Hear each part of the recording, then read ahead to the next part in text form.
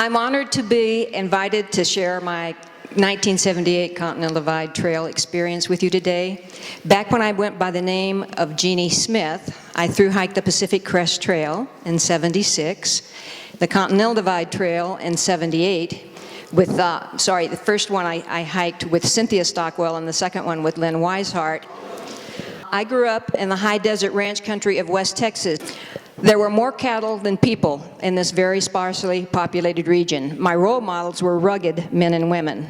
Many of my classmates were rancher kids, and the most popular sports, after football, of course, were deer hunting and rodeoing. We celebrated every occasion with a barbecue. In 1974, I relocated from Texas to Corvallis, Oregon to pursue a master's in exercise physiology.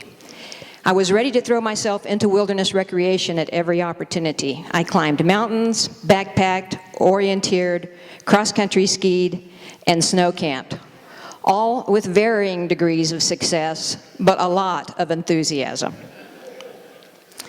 I had an epiphany in 1975 driving through the Columbia Gorge. It was cold, wet, and wildly beautiful.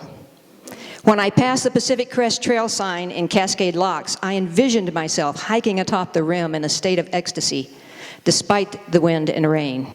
I realized I wanted to live in the wilderness for an extended period of time. Hiking from Mexico to Canada seemed like the perfect way to accomplish that. The next March, 1976, at age 27, I put graduate school on hold, and my friend Cynthia Stockwell quit her job, and we headed for the Mexican border. And she didn't have just any job. It was an Environmental Protection Agency job. It was a good job. Cynthia and I knew when we planned this backpack that it was predominantly a male activity, but to us it didn't matter.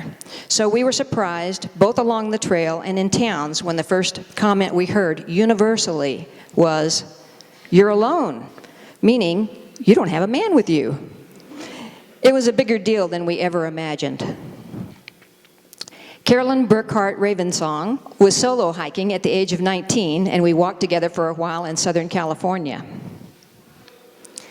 Cynthia and I completed our trek in October.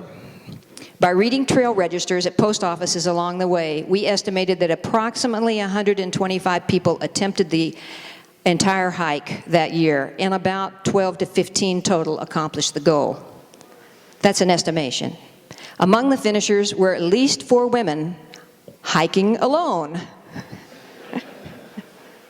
Several things led to the Continental Divide project.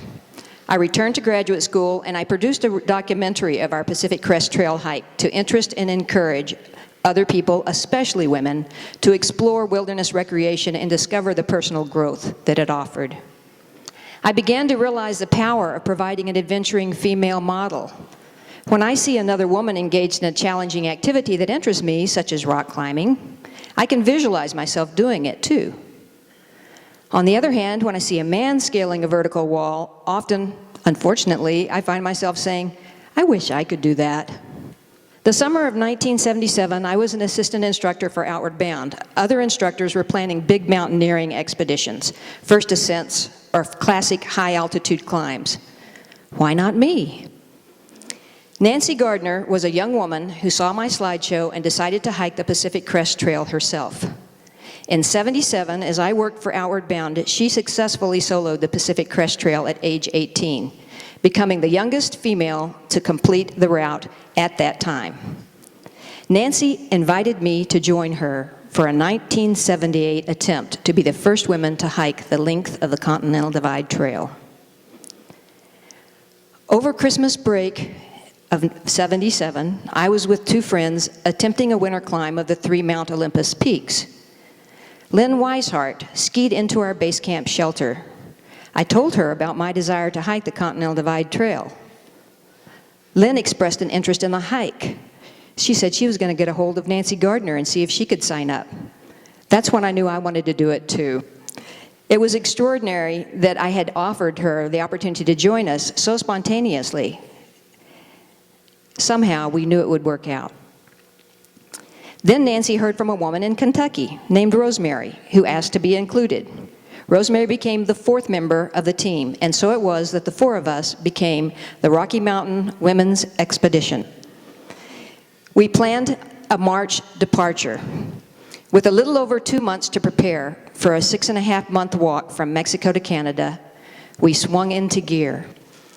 We put together a promotional campaign to solicit sponsors for the trip. Over 20 companies responded with donations of equipment and food, including many of the major outfitters. Fortunately for us, potential sponsors did not track the fact that we aired so massively on the trip length. The trip length we advertised was 2,500 miles. Sometimes we said 2,400, sometimes we said 2,600. I don't know how I got these figures. We were really in a rush to get ready. But in any case, over 20 companies responded. Our packs, pack covers, snowshoes, tents, sleeping bags, pads, stuff sacks, and most clothing, including boots, socks, long underwear, gloves, hats, shorts, rain gear, and food, were generously donated. Hewlett-Packard gave us their newest techno gadget, a calendar calculator wristwatch. If you look at some of the photos, you'll see me wearing it. National Geographic provided film for image rights. They were producing a book on the Continental Divide at the time, and we met with their writer and photographer on several occasions. During the Colorado portion of our trip, when we were inundated with 6 feet of fresh snow, we were able to arrange for trucker skis to be delivered to us. They were one of the popular skis at that time. The most important element of the trip was procuring maps. Nancy had met and gotten to know Dave Odell, who completed the Appalachian Trail in 1971, the Pacific Crest Trail in 1972, and the Continental Divide Trail in '77. You know, Dave was probably one of the first couple of people who were Triple Crowners, and he's here, if you don't know. He shared all of his maps with Nancy. At Oregon State University Library, we found almost all of the necessary topographic maps. He let us copy his notes and his trail stuff, but we had to get our own topographic maps. We found almost all of them in the stacks at the university, and then we copied them because there's no way we could have afforded to have bought them. We then, once we had them in hand, photocopied, we marked the topos in our U.S. Forest Service maps with Dave's notations and route. And it was a task that probably took us about 2 solid weeks to do. Finally, I contacted the El Paso Times newspaper and offered them installments and photos of the hike. That income provided the funding that was necessary for me in order to participate in the expedition. The 4 members of the Rocky Mountain Women's Expedition met at Antelope Wells on March 11th. The hike had just begun when Nancy and Rosemary revealed that they wanted to attempt both the Continental Divide and the Appalachian Trail that year. Lynn and I really hadn't thought about that. We wanted to experience the people and the trail, the whole thing, without needing to be focused on putting one foot in front of the other every day, all day. Fortunately, we had our own set of maps. The Rocky Mountain Women's Expedition carried on as 2 groups of 2, beginning on day 3. It didn't take us long to sort that out. The slideshow, To Take the Risk, which you are about to see, documented the first women's hike of the Continental Divide Trail. The topic is adventure as a means of stretching one's physical and visionary limits. One last note. The slides and the audio tape were 35 years old before they were finally digitized. So you're seeing classic sound and narration and classic images. I hope you will enjoy the result.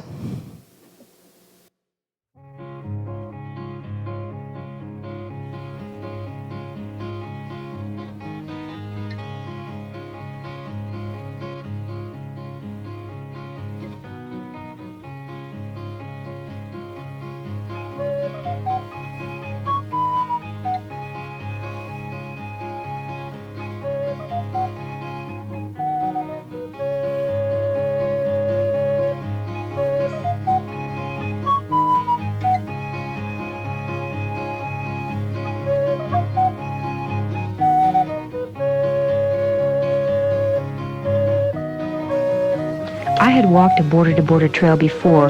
It made me realize most of our limits are self-imposed. Nevertheless, I viewed the Continental Divide Trail as an incredible challenge. Yet whether or not we were able to surmount the problems of terrain, weather, and circumstance, I was irretrievably drawn to the spirit of the attempt. And like Lynn, I have no restraint. The sport of long-distance hiking was totally new to me. Just before meeting Jeannie, I'd been married for 7 years and then divorced. It had been a real predictable existence. I had returned to college, graduated, and worked for a year with my photography. At the end of that year, I was open to an adventure. Quite unexpectedly, Jeannie invited me to walk from Mexico to Canada on the Continental Divide Trail. I found her highly compatible and competent in the outdoors. A quest for the unknown, the unpredictable, was the spirit of our adventure.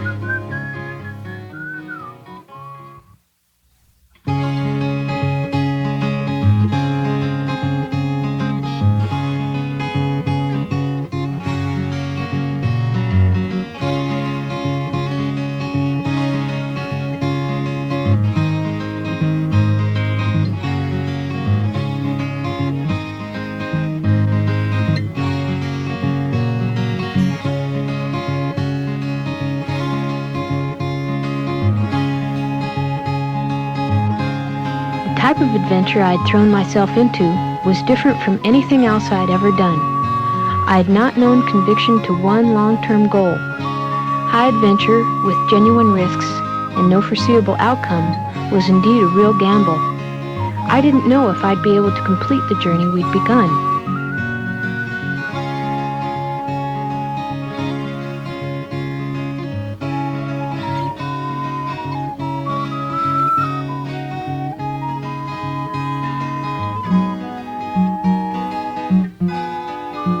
The day before we began walking, I asked Jeannie what her biggest fear was. She said, "Our feet, Lynn, our feet are going to hurt a lot." She was right.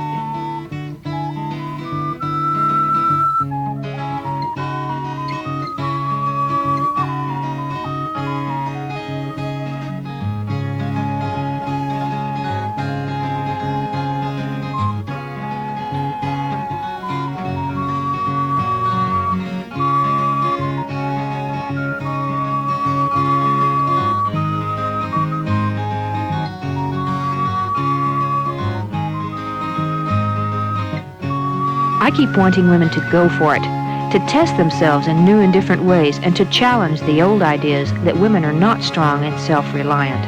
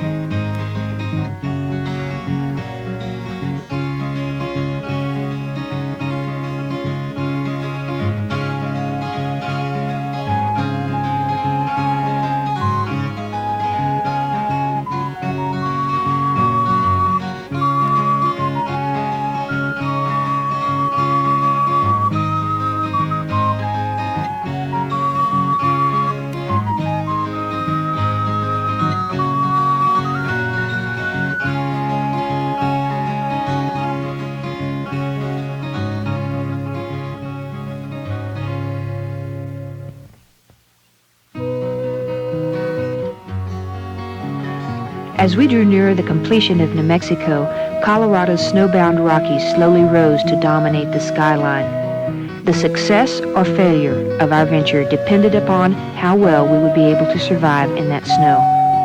April 29th, at 12,000 feet elevation, our path turned from blacktop to a trackless expanse. Lynn and I claim no extraordinary measure of strength or courage, but we have the ability to recognize danger and risk, and felt that we had no choice but to test our judgment.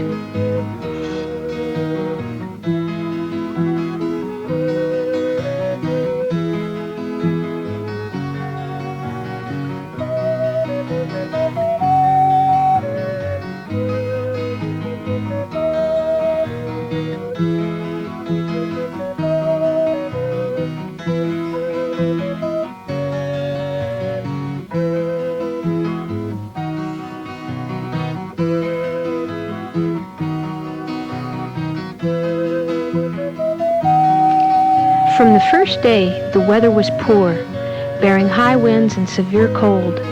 As it came to pass, 2 heavy storms doubled the existing snowpack. We were caught in 6 feet of new snow, and extreme avalanche danger sealed off the high Rockies. We escaped alive, but Jeannie's feet were severely frost-nipped.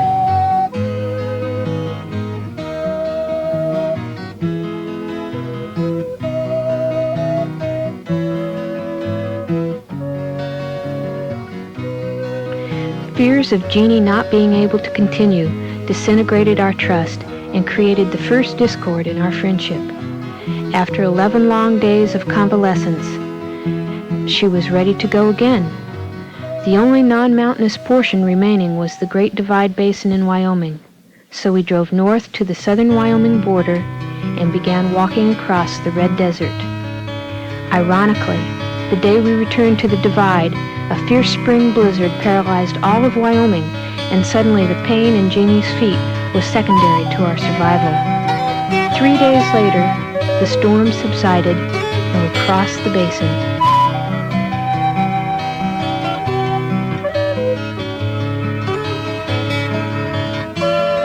The desolation of the Great Basin nurtured a pleasing solitude, and road repartee between us dwindled to comments about the weather, the water, and when to stop. We luxuriated in May heat and cool evenings when coyote calls and sweet smells of sage lingered on the wind.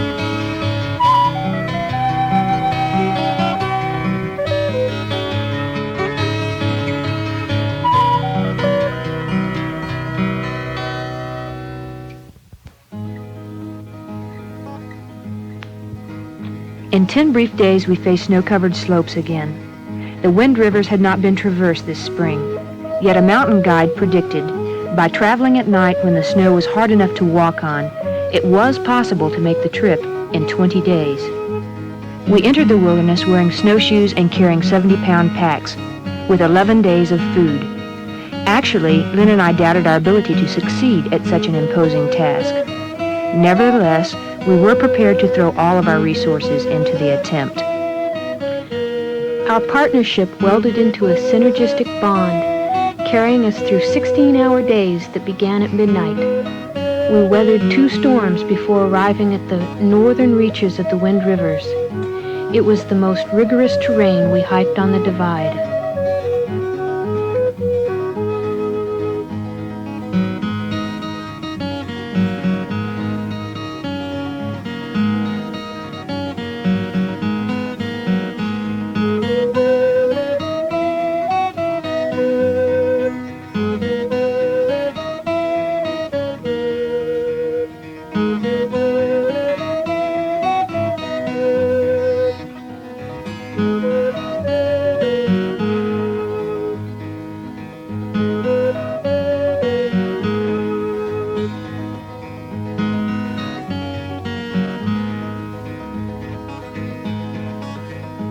We exited totally infused with the joy of success. Our traverse had taken 12 days. The foothill topography that brought us into Yellowstone was a veritable sluice from the melting snows of the high country. It was here we had our closest brush with death. When the water was especially deep and swift, we crossed confidently, supporting each other, gripping shoulders. On one river crossing I hope someday to forget, our method didn't work. Mid-river, with the current already up past her crotch, Jeannie stepped into a hole and lost her footing. An explosion of adrenaline clamped our grips, and I held her up.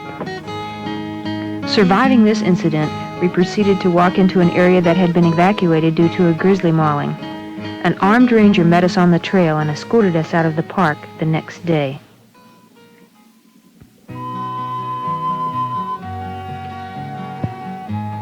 We returned to complete Colorado as the snow was making its exit from the high country. We scored a bonanza of vitality when the textures of the wilderness turned sublime and inviting. Then, for the first time in 4.5 months, we began seeing other hikers. We were no longer bound to the immediacies of route finding and could think outside of present tenses. We had time to look closer at the glories of intricacy, time to blow the harmonica softly and relish peace between muscles and gravity.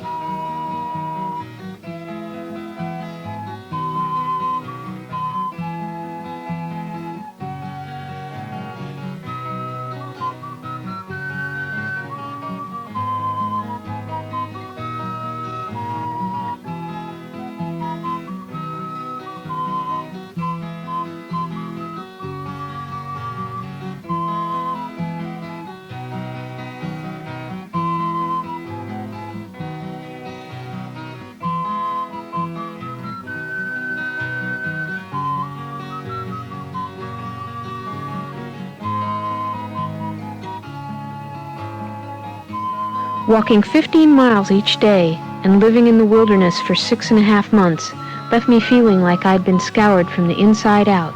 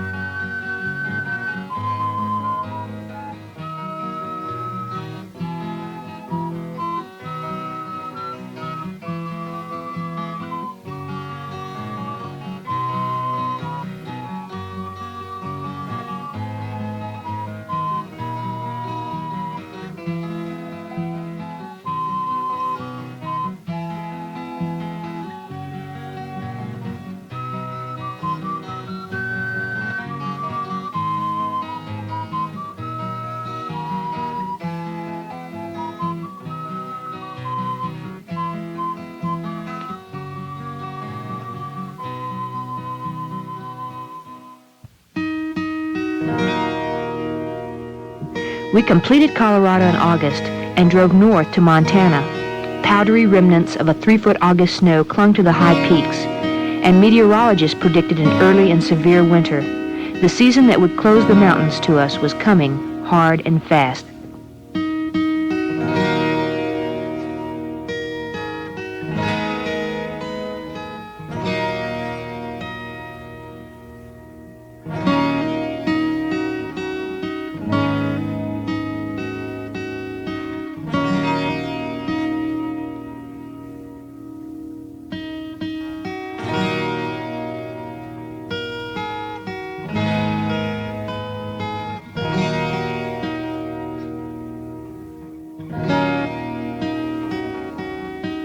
Unremitting sameness of western Montana forests stressed my emotional endurance. Somehow the journey had lost its pizzazz, and I felt my commitment had been drawn out too long.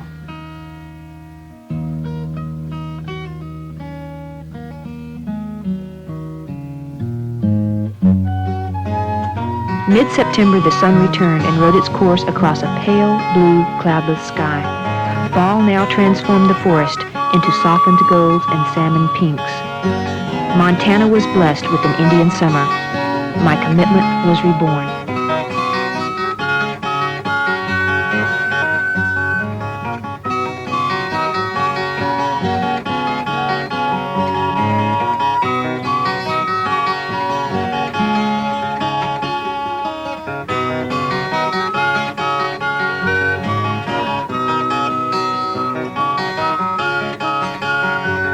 My spirit continually finds solace and strength in this trekking space and its inexhaustible beauty.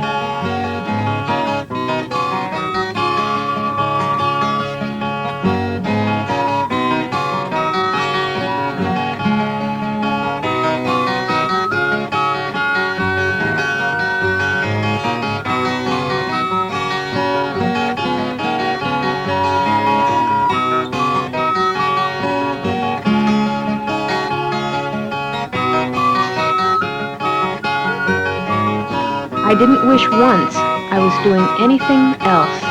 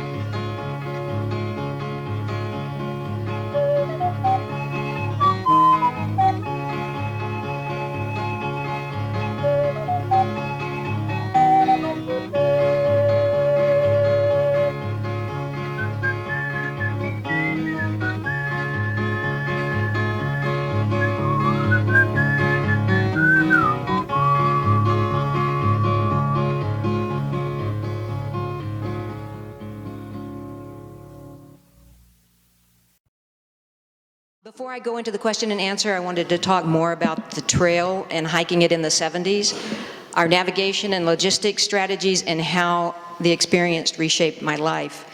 And if I don't say it now, I probably won't get the opportunity. In 1976, a trail study was put out, a report that noted that 3,102 miles were being proposed. But only 598 of those miles out of the proposed 3,102, a mere 19% of the proposed route, was deemed suitable for hiking. Today, I'm informed that the trail stands at about 95% complete. Just saying.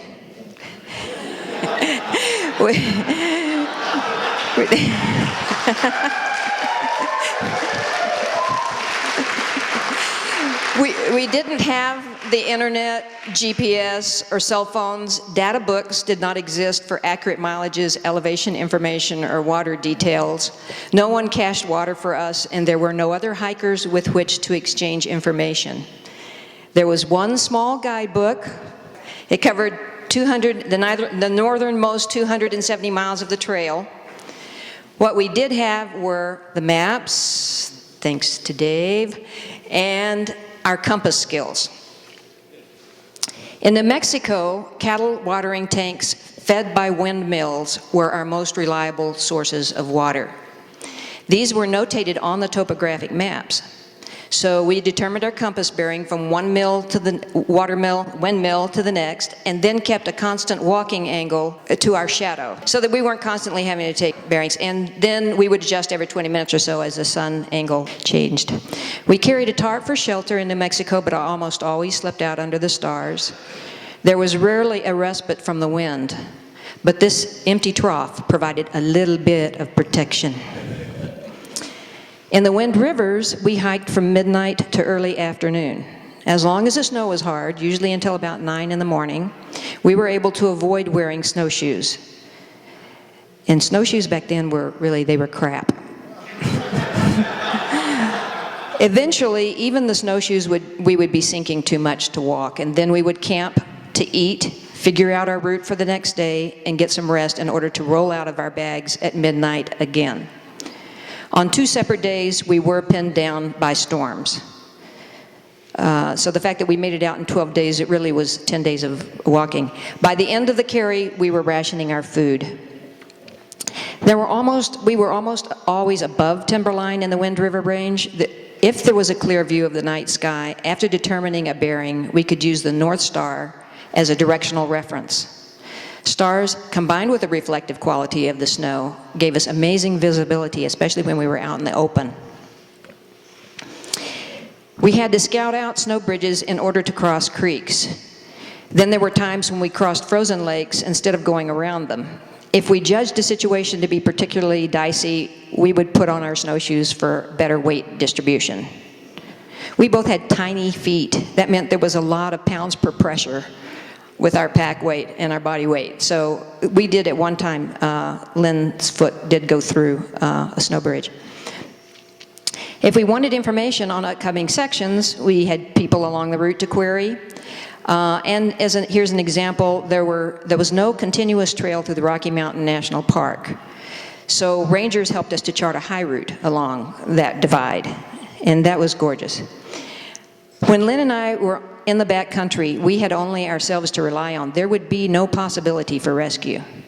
We did not even see another trail visitor during the first 4.5 months of hiking, and then only in Colorado. We did meet and even took a side trip with horsebackers in Montana, and that was educational. In towns, we picked up our resupply boxes and used payphones to make collect calls to our support team. That was how I dictated my stories to the El Paso Times. We mailed a jointly composed trip journal to my mother, who copied it and sent it to friends who had provided self-addressed stamped envelopes. I had a budget of $25 per stop, mostly spent on restaurant food. Rarely did we stay in motels. New Mexico had two dominant cultures: Anglo-owned ranchers in the south, reservations in the north. Before entering the reservation lands, we were warned, in no uncertain terms, that we were putting ourselves at risk. What we found instead was a welcoming, generous people who shared water that they had hauled from a distance of 50 miles. In the ranch country, aggressive dogs threatened us and bit Lynn twice. The dogs on the reservation were as welcoming as their owners. Enough said. We tried to keep our pack weights to a minimum, but a short food carry was 9 days, and equipment was not light. Our boots weighed 5 pounds, attached snowshoes, ice axes, and crampons on a frame pack with a 4-season tent, a winter sleeping bag, water, stove, film, camera, and lenses, extra clothing, 12 days of food, or whatever. And we were carrying a load of 70 pounds heading into the Wind Rivers. That was 65% of my body weight. The slideshow gives you a taste of our Continental Divide trek. I wanted to share a few of the more magical moments. For example, our night hiking traverse of the Wind River Range. Here's a quote from my journal. "The intense focus required emptied my mind and filled me with a sense of well-being, of becoming more alive with each step. Being enveloped in nature in its quietest hours, I felt its peace become my peace." Wildlife encounters were highlights. Beginning in New Mexico, we fell asleep and awoke to the calls of coyotes. We would banter back and forth with them. Exiting the Wind Rivers and finally dropping out of the snow, we found ourselves walking among moose in their herds of cows and calves. We spotted the skeletons of winter kills and found elk and deer racks lying about. We finished our journey at the height of rutting season. One of the last evenings, dropping off the crest of the Madison Range to camp, we noticed ominous animal signs everywhere. Bear scratching trees, piles of bones, and critter trails. We got up, moved our tent up higher, but we spent a very nervous night. The next morning at dawn, as we regained the ridge, the bowl below erupted with a massive chorus of wild animal sounds. Howls, roars, grunts, and bugling welled up from below like a symphonic commotion. It was awe-inspiring and chilling, and it was an unforgettable ending to an amazing journey. Long-distance hiking profoundly changed me in the course of my life as a result. It was truly the gift that kept giving. After our 1979 backpack of the Pacific Northwest Trail, Jewel Wind and I founded Wild Women Adventures, an educational outdoor program for women and children. We offered trips and classes for backpacking, rock climbing, snow camping, horsepacking, biking, basic skills and survival, cross-country and telemark skiing, mountaineering, and rafting. We formed a lifelong community of adventuring women.